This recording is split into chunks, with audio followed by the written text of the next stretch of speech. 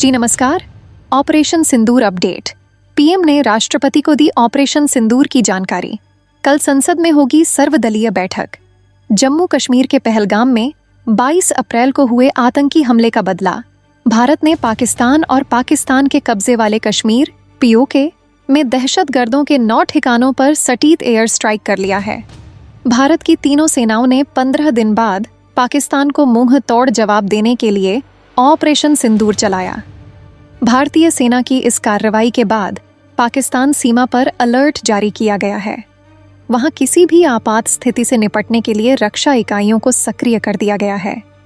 भारतीय सेना के ऑपरेशन सिंदूर के बाद राष्ट्रपति द्रौपदी मुर्मू से मिलने पहुंचे पीएम मोदी ने उन्हें विस्तार से पूरी सैन्य कार्रवाई की जानकारी दी। राष्ट्रपति से मुलाकात के दौरान पीएम मोदी काफी सहज दिखे। ऑपरेशन सिंदूर। कतर ने भारत और पाकिस्तान के बीच जारी तनाव पर गहरी चिंता जताई। पश्चिम एशियाई देश कतर ने भारत और पाकिस्तान के बीच जारी तनाव पर गहरी चिंता जताई है। कतर के विदेश मंत्रालय से जारी बयान के मुताबिक उसने दोनों देशों से कूटनीतिक माध्यमों से संकट का समाधान करने का आह्वान किया है। सरकार ने कल सर्वदलीय बैठक बुलाई। संसदीय कार्य मंत्री किरेन रिजिजू ने कहा है कि ऑपरेशन सिंदूर के बाद उपजे संवेदनशील हालात को देखते हुए सरकार ने 8 मई को सुबह 11 बजे संसद परिसर में सर्वदलीय बैठक बुलाई है। उन्होंने सभी दलों के नेताओं से बैठक में शामिल होने की अपील भी की है। गृह मंत्री अमित शाह ने 2 बजे उच्च स्तरीय बैठक बुलाई। केंद्रीय गृह मंत्री अमित शाह ने मामले की संवेदनशीलता को देखते हुए अब से थोड़ी ही देर बाद दोपहर 2 बजे से उच्च स्तरीय बैठक बुलाई है। इसी बीच पीएम मोदी राष्ट्रपति द्रौपदी मुर्मू को ऑपरेशन सिंदूर और इसके बाद उपजे हालात की जानकारी देने पहुंचे हैं। रूस ने भारत पाकिस्तान के बीच तनाव बढ़ने पर गहरी चिंता जताई। पहलगाम आतंकी हमले के बाद भारत ने आज ऑपरेशन सिंदूर के तहत 9 आतंकी ठिकानों को बर्बाद कर दिया। रूस ने भारत और पाकिस्तान के बीच सैन्य टकराव बढ़ने पर गहरी चिंता व्यक्त की है।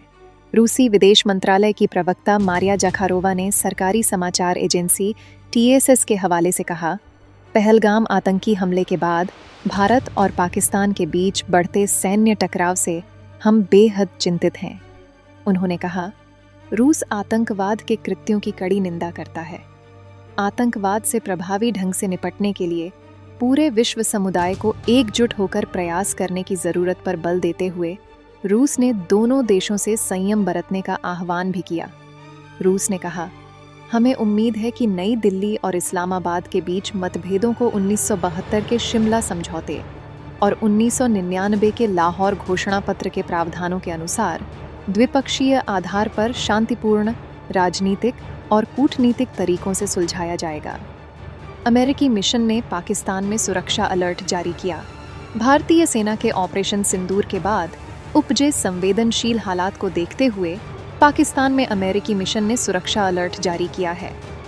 अमेरिका ने अपने नागरिकों को संघर्ष वाले इलाकों को छोड़ने की सलाह दी है। अमेरिका ने कहा है कि वह ऑपरेशन सिंदूर के बाद की घटनाओं पर बारीकी से नजर रख रहा है। अलर्ट में कहा गया, अमेरिकी नागरिकों को आतंकवाद और सशस्त्र संघर्ष की संभावना के कारण भारत पाकिस्तान सीमा और नियंत्रण रेखा के आसपास के क्षेत्रों की यात्रा न करने की सलाह दी जाती है। अमेरिका ने कहा कि वह उन खबरों पर भी नजर रख रहा है जिसमें हवाई क्षेत्रों को बंद करने और कई उड़ानों को रद्द किया गया है। ऑपरेशन सिंदूर को पीएम मोदी ने देश के लिए गर्व का पल बताया। CCS के अलावा पीएम मोदी ने कैबिनेट की बैठक भी की। खबरों के मुताबिक प्रधानमंत्री ने भारतीय सेना के पराक्रम की सराहना भी की। खबरों के मुताबिक पीएम मोदी ने कहा कि ये पूरे देश के लिए गर्व के पल हैं। पीएम मोदी से मिलने पहुंचे गृह मंत्री अमित शाह ऑपरेशन सिंदूर पर भारतीय सेना और विदेश मंत्रालय की तरफ से जारी आधिकारिक बयान के बाद गृह मंत्री अमित शाह प्रधानमंत्री नरेंद्र मोदी से मिलने पहुंचे हैं। LOC से 30 किलोमीटर दूर आतंकी ठिकाने पर हमला। जैश-ए-मोहम्मद के मुख्यालय मरकज सुबहान अल्लाह पर हमले को लेकर कर्नल सोफिया ने बताया कि यहां भी सैन्य ठिकानों को निशाना नहीं बनाया गया। वायुसेना अधिकारी विंग कमांडर व्योमिका ने बताया कि रात 1:05 से 1:30 के बीच पूरी कार्रवाई को अंजाम दिया गया। उन्होंने कहा कि मुजफ्फराबाद का सवाई नाला कैंप POJK के LOC से 30 किलोमीटर दूर है। यहाँ लश्कर का ट्रेनिंग सेंटर था। सोनमर्ग, गुलमर्ग और पहलगाम में आतंकी हमला करने वाले दहशतगर्दों ने यहीं ट्रेनिंग ली थी। भारत ने पहलगाम में हुए वीभत्स आतंकी हमले के पीड़ितों को न्याय दिलाने के लिए हमला किया। कर्नल सोफिया कुरैशी ने बताया कि ऑपरेशन सिंदूर के दौरान तीर्थयात्रियों की बस पर आतंकी हमला करने वाले दहशतगर्दों के ठिकाने को भी नष्ट किया गया है। कर्नल सोफिया कुरैशी और विंग कमांडर व्योमिका सिंह ने नेस्तनाबूद किए गए आतंकी ठिकानों की तस्वीरों के साथ पूरा ब्यौरा साझा किया और बताया कि जिन 9 ठिकानों पर हमले किए गए उसके पीछे भारतीय सेना का मकसद क्या था।